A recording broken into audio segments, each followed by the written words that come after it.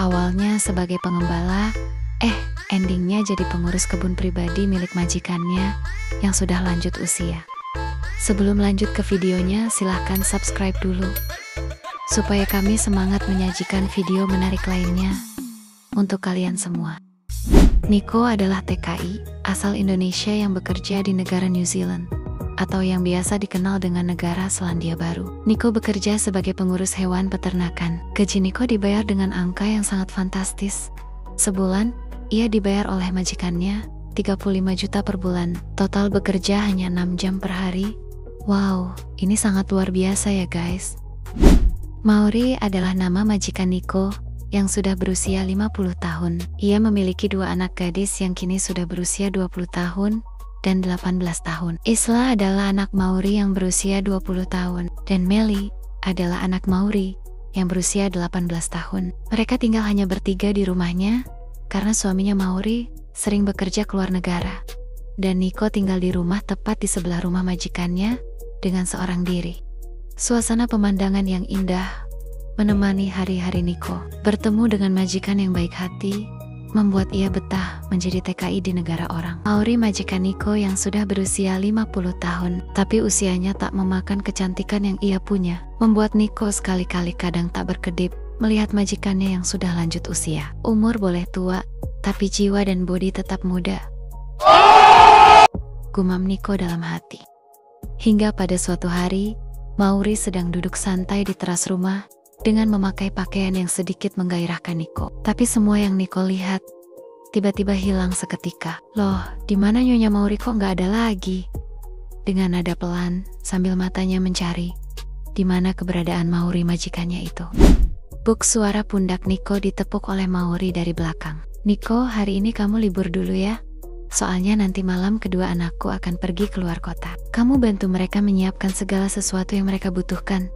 Sontak Nico sangat kaget dengan tepukan itu, tapi ia langsung mendengarkan permintaan majikannya itu. Siap Nyonya, semua pasti beres selagi ada Nico, hehehe, jawab Nico kepada majikannya itu. Nico langsung bergegas dan menuruti permintaan majikannya.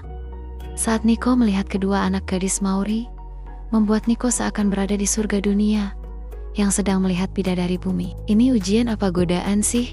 Gumam Nico dalam hati karena gak kuat melihat pesona kecantikan kedua anak Mauri yang sangat cantik jelita. Seakan ingin sekali Nico menyantap buah pepaya indah milik kedua anak gadis Mauri yang sedang ia lihat dengan jarak yang sangat dekat.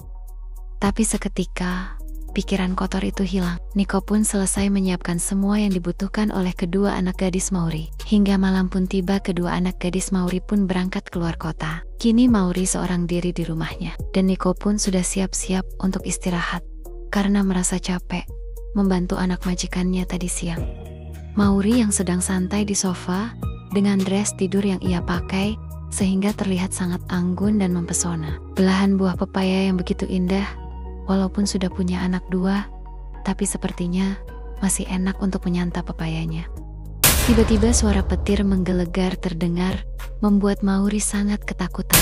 Dengan dentuman yang menggelegar berkali-kali, membuat Mauri harus mengungsi di rumah Nico agar merasa tidak ketakutan dan bisa istirahat dengan tenang. Hujan diiringi petir, membuat Nico harus terbangun dari tidurnya karena gedoran pintu dari majikannya itu.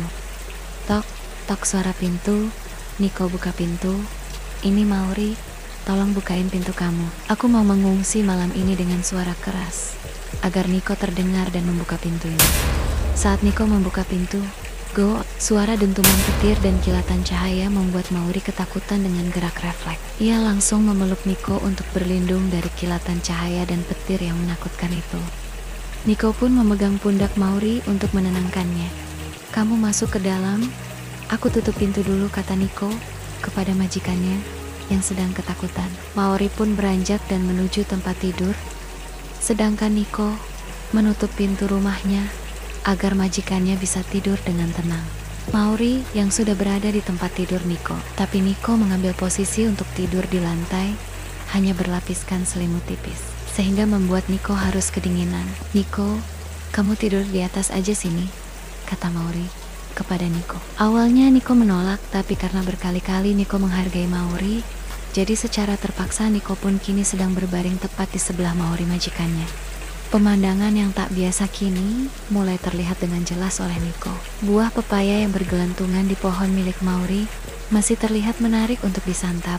Paha mulus yang begitu enak dipandang. Tapi Niko berusaha menahan semua itu agar majikannya bisa istirahat dengan nyaman di kamarnya. Namun di sisi lain Mauri yang merasa kedinginan harus mencari kehangatan dengan menggunakan selimut yang tebal. Ternyata selimut tebal pun gak membuat rasa dingin Mauri hilang. Niko yang sudah mengantuk, mata hampir terlelap, tiba-tiba harus terbangun karena merasakan sentuhan yang tak biasa di bagian otong Niko. Membuat Niko sangat terkejut saat ia lihat ke bawah. Ternyata itu adalah tangan majikannya yang sedang berusaha membangunkan otong milik Niko. Kayaknya rasa dingin itu bisa hilang kalau aku menyantap otong kamu nih, kata Mauri kepada Niko.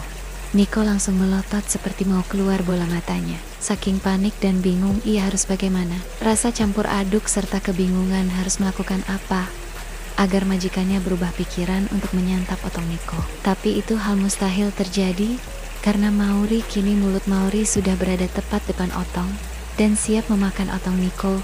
Tak mau berlama-lama, Mauri kini sedang lahap menyantap otong Niko. Suara rintihan Niko seolah ia sedang diberi makanan paling enak di bumi. Mengalahkan pizza, apalagi spaghetti membuat Niko tak sabar untuk segera menikmati buah pepaya Mauri yang sedang ditangkai dan masih berbalut dress cantik milik Mauri. Niko tak mau kalah karena merasa sudah diberi tantangan oleh majikannya. Sebagai laki-laki, pantang mundur. Apalagi merasa kalah sebelum perang, gumam Niko dalam hati. Kini Niko sedang melumat bibir majikannya itu, kemudian menyantap buah pepaya majikannya, menggeliat dengan ekspresi wajah yang sangat terlihat jelas bahwa majikannya sudah tak tahan lagi untuk bertempur dengan Niko. Rudalmu sudah siap, Niko? Kalau siap, segera pencet tombolnya sesuai tujuan. Jangan sampai salah sasaran, kata Mauri kepada Niko. Niko pun telah bersiap untuk melepaskan luncuran rudalnya ke target yang telah disiapkan oleh majikannya yang sudah lanjut usia. Prot-prot, suara rudal Niko masuk tepat sasaran yang diinginkan majikannya itu. Kini Mauri dan Niko sedang menikmati permainan rudal Niko yang baru saja meluncur. Keduanya merasakan hal yang tak biasa, yang tak pernah mereka bayangkan sebelumnya. Lama juga ya, kata Mauri kepada Niko saat permainan rudal Niko yang telah usai bertempur dalam waktu 45 menit. Keduanya sama-sama menikmati dan merasa bahagia. Mauri dan Niko pun kini tidur bersama, ditemani selimut yang sudah sedikit basah karena terkena air hujan rudal yang terjadi beberapa menit lalu. Di saat pagi mentari sudah menyinari bumi, Mauri pun telah pergi dari kamar Niko. Semua terlihat biasa, tapi gejolak hati Mauri masih merasa melekat bahwa permainan rudal Niko sangat luar biasa. Dari kejadian itulah membuat Mauri semakin candu dengan rudal milik Niko. Hingga profesi Niko yang dulu hanya mengurus peternakan, kini bertambah, harus mengurus kebun majikannya yang sudah lanjut usia. Membuat Niko harus melayani majikannya setiap hari. Entah masa puber yang keberapa yang dialami majikannya itu. Yang jelas, Niko pernah melayani majikannya sebanyak 15 ronda dalam sehari. Cinta bukanlah soal usia, apalagi soal bercinta. Umur bukanlah penentu. Selagi mampu, jangan percaya dengan mitos, tapi harus percayalah dengan fakta.